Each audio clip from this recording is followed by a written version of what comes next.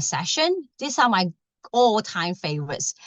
Why I love these songs, like If You're Happy and You Know It, Roll Your Boat, Ring Around the Roses, One Little Finger, and Itsy Bitsy Spider, because either they already have a set of corresponding action with the song, or I modify it and make it very interactive. For example, the Itsy Bitsy Spider, I always add tickle at the end of the song to make it interactive. So if I sing Itsy Bitsy Spider and the child move backward, then it shows that the child knows that, oh, she's singing Itsy Bitsy Spider and she's going to tickle me at the end of the song.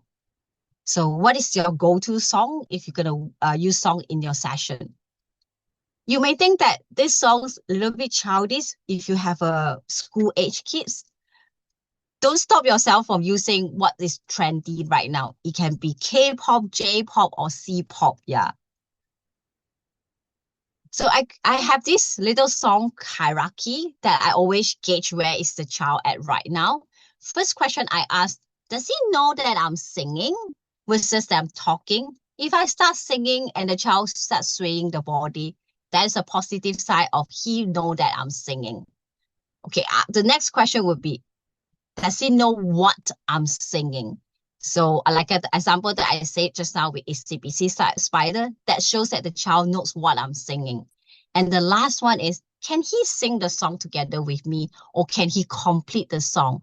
If I say roll, roll, roll yo, and the child say boat, or the child say oh, so he identify the song and he can fill in the blank. So last but not least, these are the 6 lessons that I've learned from children who receive cochlear implant late. First lesson is family expectation require ongoing and active management. There are many times that when I go through the pre-implant questionnaire with the family, we manage to set realistic expectation. But when the child receives cochlear implantation, and then they start to see the child's response to sound, and the family, and without them realizing, they start to grow their expectation as well. They might say, oh, maybe I can send them to mainstream school in another 6 months.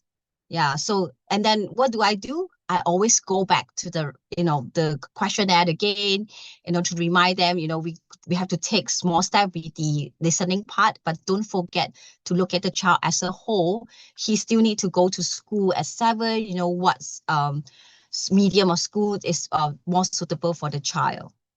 Lesson 2 is be specific and functional with the goals. Sometimes small steps matter. For like the song part, first the child knows that we are singing. Oh, that's a good progress. Next thing we look at, can he identify the song? So all these small steps really matter. And I remember there's this girl that I work with who received cochlear implant at 5 years old. Before she understands speech, one of the goals that the mother chose is for her to discriminate parents' phone ringtone.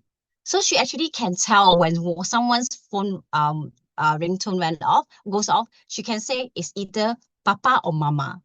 So then it gives us some hope that we know that she can hear and she can discriminate the sound. That actually lay a strong motivation for both me and the mom to keep going and then guide her to identify some words and eventually say some words. And lesson 3, teamwork is essential. The AVT or ST, the audiologists, parents, family, and even the school teachers, if the child is going to school, we need to communicate with each other. We need to align our goal to maximize the outcome. Lesson 4, always be realistic, but never remove hope. Yeah. So I have a comment from a caregiver say that I'm one of the most realistic therapists that she has ever met. But I also always remind myself that do not remove hope, because parents need to have some hope to keep going. And lesson 5 is remember that the progress may not be linear, and sometimes it gets slower, sometimes it gets plateau. But so you might feel frustrated, but always